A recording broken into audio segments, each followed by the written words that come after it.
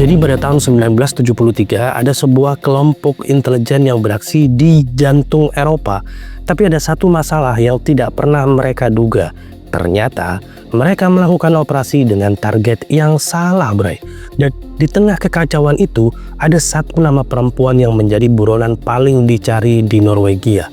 Namanya adalah Sylvia Rafael.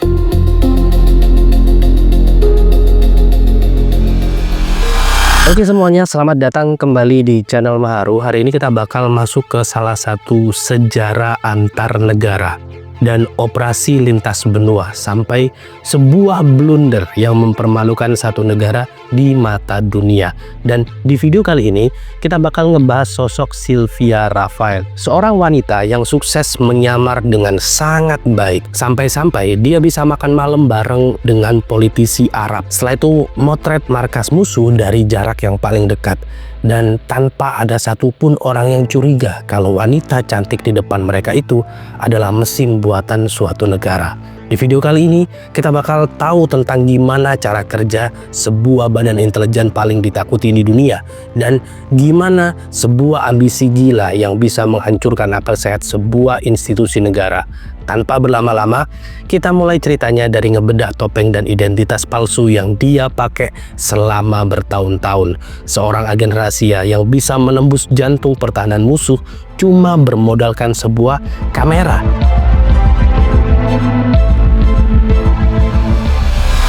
Jadi, di awal tahun 1970-an ada seorang jurnalis berasal dari Kanada yang sering menghadiri beberapa acara konferensi tingkat tinggi di negara-negara Timur Tengah. Nah, dia ini itu bernama Patricia Roxburgh. Setelah itu, dia memiliki gaya bicara itu yang sangat elegan, menggunakan bahasa Prancis dan juga bahasa Inggris dengan sangat-sangat fasih. Nggak berhenti sampai di situ. Dia ini juga memiliki portofolio foto yang sangat bagus. Jadi nggak heran kalau dia ini sering banget dikirim buat ngeliput berita-berita politik dan konflik di Timur Tengah. Karena dia adalah seorang jurnalis foto asal Kanada yang dianggap sangat profesional dan mempunyai rekam jejak yang sangat bagus. Akhirnya, Patricia ini gampang banget dapat akses VIP. Contohnya nih ya, dia itu bisa masuk ke acara-acara VIP, setelah itu melakukan wawancara dengan pejabat Palestina, Yordania, sama Lebanon, tanpa ada rasa curiga sedikit pun, bahkan memberikan akses nih ke Patricia buat motret sana-sini.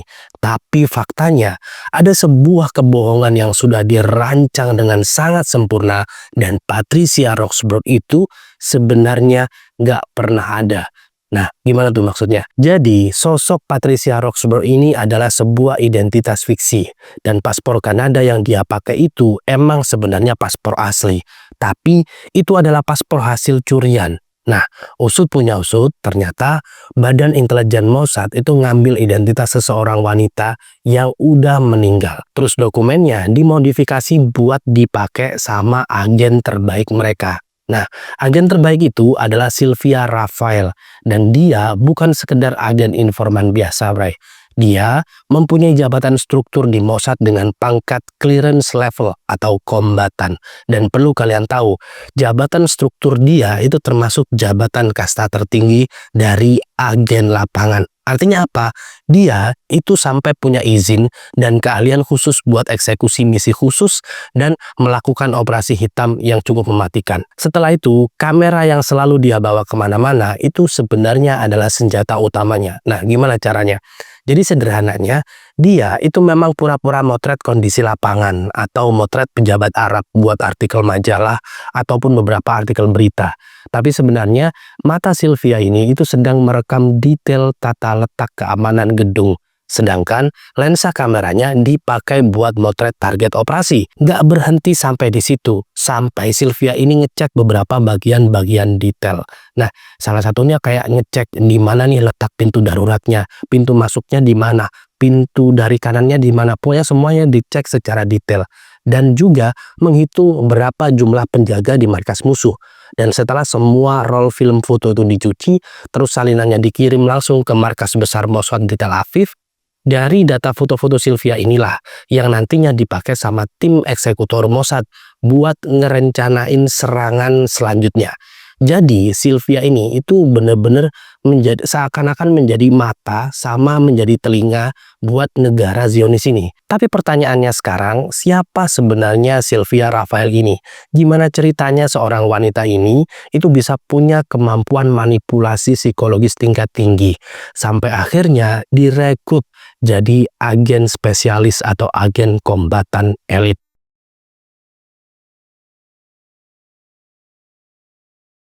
Asal kalian tahu, Sylvia ini itu lahir di Afrika Selatan. Dia nggak murni dari Israel, enggak, bre. Ayahnya itu emang seorang Yahudi, tapi ibunya seorang pemeluk agama Kristen. Nah, setelah itu dia ini tumbuh besar di era apartheid. Nah, era apartheid itu penuh agregasi rasial banget, bre. Dan perlu kalian tahu, kalau latar belakang keluarganya ini lumayan kaya.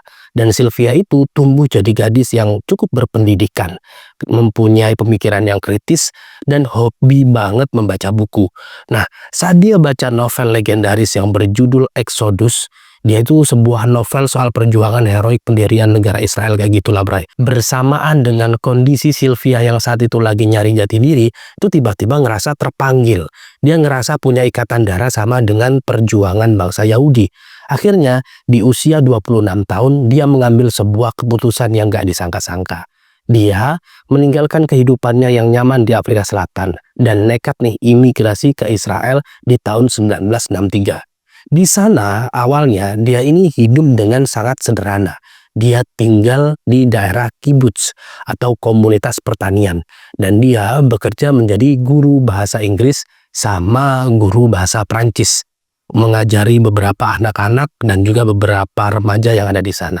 Jadi kehidupannya itu benar-benar jauh banget dari kata konflik. Tapi ternyata intelijen Israel itu punya sinyal baru, bray, saat mereka itu bertugas mencari talenta-talenta baru atau mencari agen baru. Nah, akhirnya mereka ini diam-diam memantau Sylvia. Mereka melihat bahwa wanita ini itu punya potensi luar biasa. Karena pertama dia punya fisik yang kuat dan yang kedua dia punya otak yang sangat pintar. Ditambah lagi dia mempunyai kemampuan bahasa Inggris, Spanyol, bahkan juga Prancis sampai Ibrani.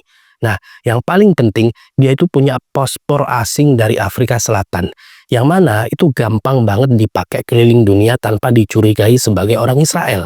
Nah, akhirnya suatu hari Sylvia ini didatengin sama agen Mossad. Setelah itu ditawarin kerjaan buat mengabdi pada negara. Nah, karena saat itu Sylvia punya rasa nasionalisme yang sangat tinggi, tanpa ragu, akhirnya dia langsung setuju dan dia langsung dikirim ke kamp pelatihan rahasia Mossad. Saat Sylvia ini dimasukkan ke unit 188, unit intelijen khusus di wilayah musuh, setelah itu dipindah lagi ke unit Caesarea, sebuah unit intelijen sayap operasi elit yang tugasnya ini benar-benar susah banget. Nah, di camp itulah jiwa kemanusiaannya ini pelan-pelan dihancurin dan dibentuk ulang. Setelah itu fisiknya digembleng habis-habisan, persis kayak tentara pasukan khusus. Dan dia juga diajari bagaimana cara membidik dan menggunakan berbagai macam senjata. Bahkan sampai diajarin membuat peledak dari bahan-bahan kimia di sekitar rumah. Sampai belajar taktik membuntuti target dan cara lolos dari kejaran musuh. Tapi yang paling berat dari semuanya adalah latihan psikologis. Jadi Mossad ini itu benar-benar ngelatih Sylvia buat memiliki kepribadian ganda yang sempurna. Jadi dia diajarin gimana caranya berbohong sambil menatap mata orang tanpa berkedip sedikit pun. Dan setelah itu dia diajarin ngontrol detak jantung pas lagi diinterogasi atau di momen-momen tertekan. Intinya, dia itu harus bisa tersenyum ramah di siang hari dan berubah 180 derajat di malam harinya.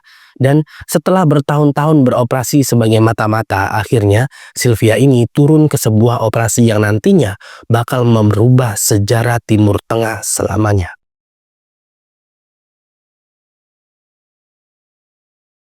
Nah, sekarang kita masuk ke konflik utamanya, Bray. Jadi tahun 1972 itu adalah tahun di mana dunia olahraga dan politik internasional ini diguncang sama teror yang gak pernah terbayang sebelumnya. Dan semua kejadian itu sebenarnya tepat saat Olimpiade musim panas 1972 yang terletak di Munich. di Jerman Barat. Jadi ceritanya ada kelompok militan Palestina yang namain diri mereka sebagai Black September dan mereka melakukan penyusupan ke Wisma Atlet saat itu. Setelah itu, mereka itu melakukan tindakan yang tidak terduga hingga korbannya ada 11 atlet beserta pelatih dari kontingen Israel. Nah, parahnya kejadian ini itu disiarin secara live ke seluruh dunia. Setelah itu, Perdana Menteri Israel yang saat itu bernama Golda Meir ini benar-benar sangat murka. Karena buat Israel ngebiarin orang Yahudi gitu aja di tanah Jerman sama aja kayak tragedi Holocaust yang terjadi puluhan tahun sebelumnya. Dan itu adalah aib yang nggak bisa dimaafin. Akhirnya saat itu Golda Meir ini nggak mau bawa kasus ini ke pengadilan internasional. Bener-bener nggak sudi. Dia lebih memilih jalur pribadi. Akhirnya dia ngeresmiin sebuah operasi rahasia yang bernama Mifza Za'am Hail. Artinya adalah operasi murka Tuhan atau Operation Word of God. Setelah itu instruksi ke Mossad saat itu cuma satu. Cari semua orang yang terlibat dalam tragedi Munich dan kimpuli mereka satu persatu di negara manapun mereka ngumpet. Alhasil, Mossad ini langsung membentuk tim bayaran khusus yang disebut Kidon, artinya adalah ujung tombak. Nah, karena Sylvia Rafael ini udah punya akses dan jaringan sangat kuat di Eropa sebagai seorang jurnalis, dia langsung ditarik masuk ke dalam tim Kidon ini. Setelah itu, ketika daftar target udah dibuat, tim Mossad mulai turun ke Eropa. Nah, disinilah kemampuan Sylvia dan timnya ini bener-bener langsung diuji. Dan salah satu operasi paling terkenal yang ngelibatin Sylvia ini kejadiannya di Paris, Prancis. Targetnya adalah Mahmoud Hamshari. Dia adalah seorang perwakilan PLO di Paris yang dituduh Israel ikut ngebantu kelompok Black September. Nah, masalahnya Hamshari ini dijaga lumayan ketat. Jadi susah banget buat nembus. Tapi kalian perlu tahu, tim Mossad ini punya rencana yang super licik. Mereka ini nggak mau mengkimpuli Hamshari di jalanan. Mereka milih taktik lain, Bray. Nah, gimana tuh taktik lainnya? Jadi gini, kronologi operasinya, Sylvia ini dan beberapa agen Mossad lainnya menyamar menjadi seorang wartawan dan tukang ledel. Nah, suatu hari Sylvia ini pura-pura mewawancarai Hamshari di sebuah kafe. Tujuannya murni, cuma buat mancing si Hamshari keluar dari apartemennya. Setelah berhasil bertemu Hamshari dan pas lagi asik-asiknya ngobrol sama Sylvia di kafe, saat itu juga saat bersamaan tim teknisi Mossad diem-diem ngebobol masuk ke apartemen Hamshari. Setelah itu mereka langsung ngebongkar meja telepon rumahnya dan di bagian gagang atau alas teleponnya mereka langsung memasang bahan kimpul dan dihubungin pakai sinyal radio. Nah, setelah kimpul ini terpasang, mereka langsung kabur, Bray, tanpa ninggalin jejak sedikit pun. Nah, keesokan harinya, taktik eksekusi dijalankan. Setelah itu, seorang agen Mossad nelpon nomor rumah Hamshari dari telepon umum di luar. Nah, Hamshari ngangkat teleponnya, dan saat dia bilang, halo, terus agen Mossad lewat telepon juga nanya, apakah ini Bapak Mahmoud Hamshari? Ya benar, ini saya sendiri Hamshari. Nah, setelah itu agen Mossad langsung ngasih kode ke teknisi di lapangan dan teknisi itu langsung tekan tombol remote controlnya yang ada di radionya tersebut. Dan apa yang terjadi? Kimpul yang ada di dalam gagang telepon itu langsung hancur tepat di samping Hamshari. Dan akhirnya operasi berjalan mulus, rapi dan sukses. Setelah itu tim Mossad berhasil kabur dari Paris tanpa ketahuan kepolisian Prancis sama sekali. Dan keberhasilan di Paris ini akhirnya disusul sama rentetan misi-misi yang lain yang juga sukses yang berada di Roma, di Siprus dan berbagai negara-negara Eropa. Dan akhirnya kelompok Kidon ini benar-benar berhasil mengkimpuli banyak target dari daftar operasi murka Tuhan atau The Wrath of God tadi. Tapi asal kalian tahu, kemenangan beruntun ini ternyata memicu sebuah penyakit psikologis yang sangat fatal dalam dunia militer dan intelijen, yaitu overconfidence atau terlalu percaya diri. Sampai-sampai pada akhirnya tim elit ini melakukan sebuah blunder di sebuah kota kecil.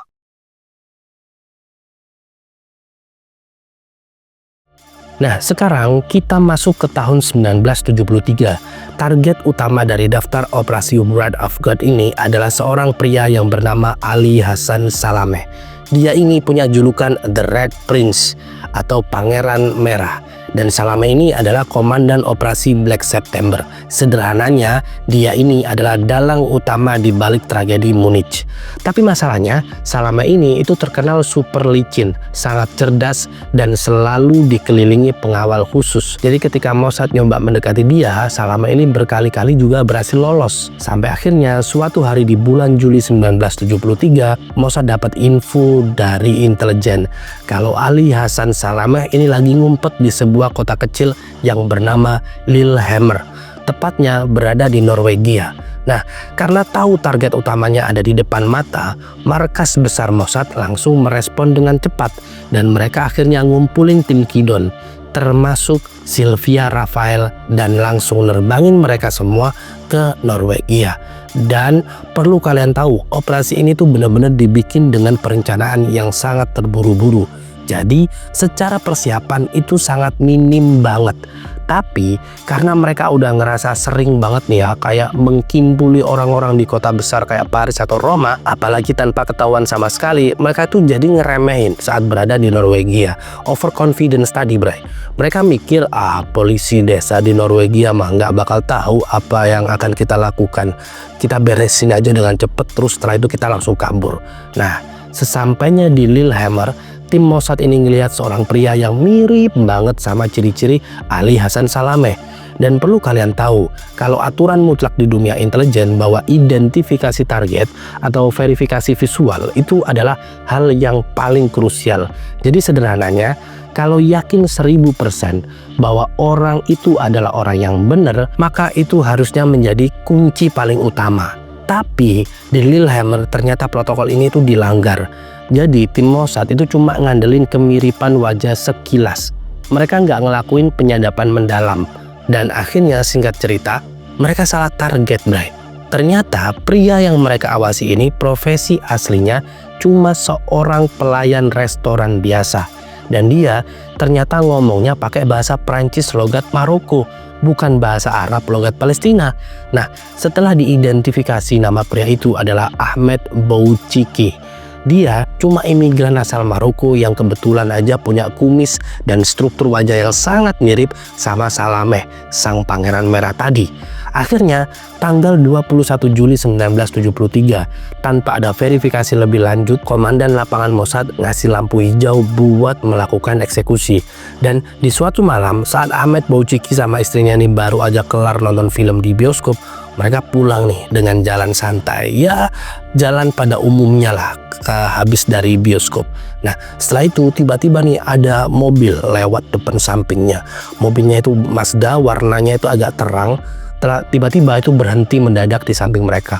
Akhirnya dua orang agen Mossad ini keluar dari mobil dan tanpa basa-basi, tanpa nanya nama lah, tanpa nanya mau kemana, itu langsung kedua agen itu langsung mengkimpuli Ahmed dari jarak yang sangat dekat. Walhasil Ahmed menjadi korban dan istrinya menjerit histeris. Setelah itu kedua agen itu masuk ke mobil dan pergi gitu aja.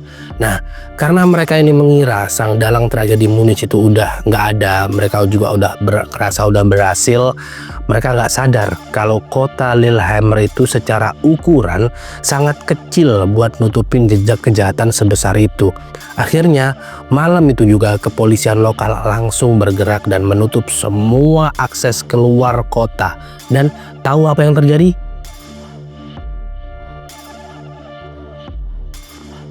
Nah, di bagian ini kalian bakal ngelihat gimana rusaknya sistem Mossad saat mereka melakukan kesalahan sederhana yang sangat amatir banget, yang bahkan penjahat rendahan pun itu nggak bakal kepikiran buat melakukan kesalahan kayak gitu. Nah, setelah kasus Ahmed tadi, tim Mossad ini bertingkah super bodoh. Mereka lupa kalau Lillehammer ini adalah kota kecil. Dan nggak cuma itu, kesalahan fatal kedua adalah mobil yang mereka gunakan ternyata adalah mobil sewaan yang proses menyewanya menggunakan paspor mereka. Nah, walhasil polisi Norwegia itu tinggal ngecek plat nomor ke tempat sewa mobil dan akhirnya langsung dapat semua identitas pelakunya. Setelah itu, kesalahan fatal ketiga, bukannya langsung kabur ke luar negeri, malam itu juga beberapa anggota tim Mossad ini itu malah milih buat tidur dulu di rumah teman mereka di Norwegia. Mereka pikir mungkin kayak reuni kali ya.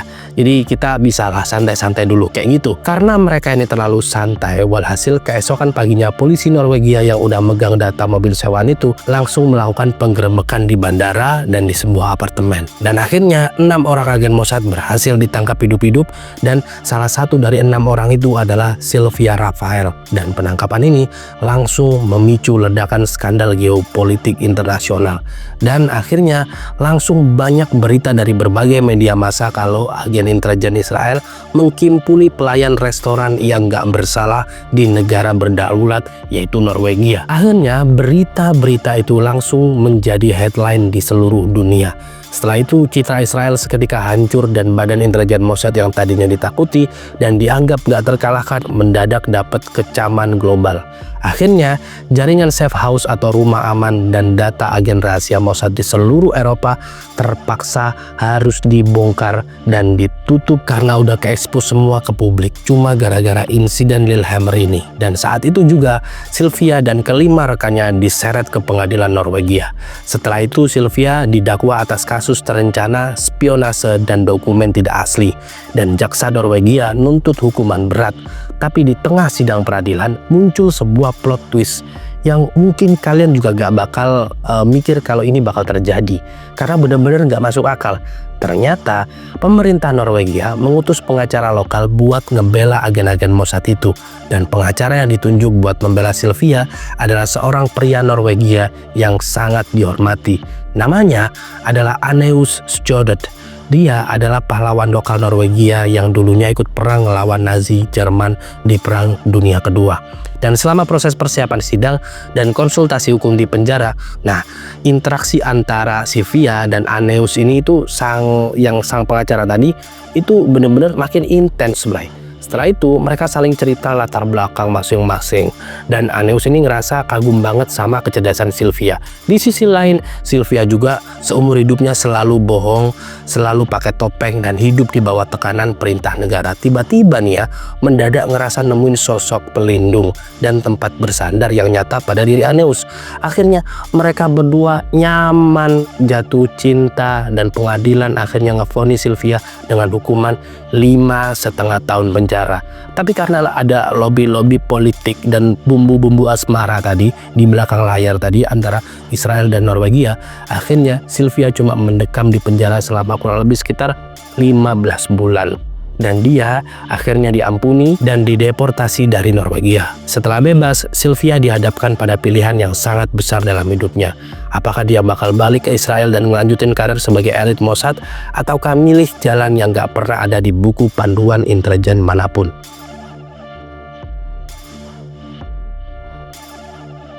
Nah, setelah dibebaskan dari penjara Norwegia, Sylvia Rafael terbang kembali ke Israel. Dan di markas besar Mossad dia itu disambut meriah banget karena pemerintah Israel masih menganggapnya sebagai aset yang sangat berharga, dan pemerintah Israel sebenarnya sempat nawarin dia jabatan posisi tertinggi di dalam struktur intelijen. Tapi berkat pengalamannya di penjara, perasaan bersalah yang menghantui atas kasus pelayan restoran di Lillehammer, dan cinta yang dia temuin di Norwegia tadi, akhirnya Sylvia ini dengan tegas menolak tawaran Mossad dan dia milih pensiun dini dari dunia gelap spionase dan kembali ke Norwegia dan juga resmi menikah dengan pengacaranya, Aneus tadi. Nah, wanita yang dulunya hidup dengan paspor curian, sekarang dia memilih hidup dengan tenang sebagai seorang istri dari seorang pengacara sipil dan benar-benar menutup buku sejarah kelamnya rapat-rapat. Terus gimana nasib target utamanya si Ali Hassan Salameh tadi, alias The Red Prince tadi? Nah, targetnya itu sebenarnya super licin, dan tapi akhirnya kurang lebih sekitar 6 tahun pasca insiden Lillehammer tahun 1979, Mossad kembali ngelancarin operasi khusus. Nah, kali ini lokasinya itu di Beirut, Lebanon.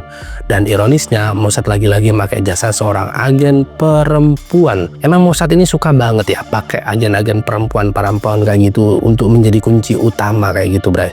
Nah, saat itu dia tuh pakai agen perempuan yang bernama Erika Chambers buat menjalankan misi itu. Nah, Erika ini itu menyamar menjadi seorang seniman lukis dan berhasil masuk ke ring 1 area Salameh. Dan pas mobil Salameh ini melintas nih ya di jalanan Beirut, agen Mossad langsung beraksi dan singkat cerita dendam tragedi Munich akhirnya lunas. Meski harus dibayar dengan operasi bertahun-tahun, tapi di balik semua aksi spionase elit ini ada satu luka yang dibiarin puluhan tahun sama negara Israel ini, dan luka itu milik keluarga Ahmed Boujiki, kasus pelayan restoran yang tidak pernah bersalah di Norwegia. Karena selama lebih dari 2 dekade pemerintah Israel bersikap sangat arogan dan mereka menolak buat mengakui kesalahan itu secara resmi dan menolak minta maaf. Tapi pada tahun 1996 setelah dapat tekanan panjang dari komunitas internasional, pemerintah Israel akhirnya secara resmi ngirim surat ganti rugi atau kompensasi finansial ke istri dan keluarga Ahmed Boujiki. Tapi perlu kalian tahu, meskipun kompensasi materi udah diberikan, tapi Israel secara diplomatis tetap menolak buat mengakui tanggung jawab moral atas kasus itu. Sedangkan Sylvia Raphael sendiri ngabisin masa tuanya di Afrika Selatan dan dia hidup tenang sampai akhirnya meninggal dunia pada tahun 2005 gara-gara penyakit leukemia. Dan pada tahun 2023 kemarin, foto-fotonya itu hasil jepretan lensa kameranya pas dia masih menyamar menjadi seorang jurnalis itu dipamerkan ke publik untuk mengingatkan dunia kalau di balik lensa kamera itu pernah bersembunyi salah satu intelijen perempuan paling mematikan di dunia. Dari kisah Sylvia Raphael dan operasi Wrath of God ngajarin kita satu realita pahit soal politik negara, bahwa ketika sebuah negara membiarkan dendam mengendalikan akal sehat dan hukum, maka ada sebuah kesalahan fatal yang harus dibayar. Dan pada akhirnya, dalam setiap misi intelijen terkadang yang paling mahal untuk dibayar bukanlah elit atau target operasi, bukan. Melainkan orang-orang yang biasanya kebetulan berada di tempat yang tidak tepat. Dan menurut kalian, apakah kebijakan negara yang ngirim tim bayaran buat nangkep teroris di negara lain tanpa pengadilan itu bisa dibenarkan secara moral demi melindungi warganya? Atau tindakan kayak gitu justru bikin negara tersebut sama berbahayanya dengan teroris yang lagi mereka kejar? Tulis di kolom komentar dan jangan lupa buat like dan juga share videonya ke teman-teman kalian biar mereka tahu realita aslinya. Dan yang pastinya klik tombol subscribe terus nyalain loncengnya supaya gua makin semangat bawain storytelling yang mind-blowing lainnya buat kalian di video-video selanjutnya. Gua Maharu pamit undur diri, jangan gampang percaya sama penampilan luar. Stay critical, stay rational, and I'll see you in the next story. Bye.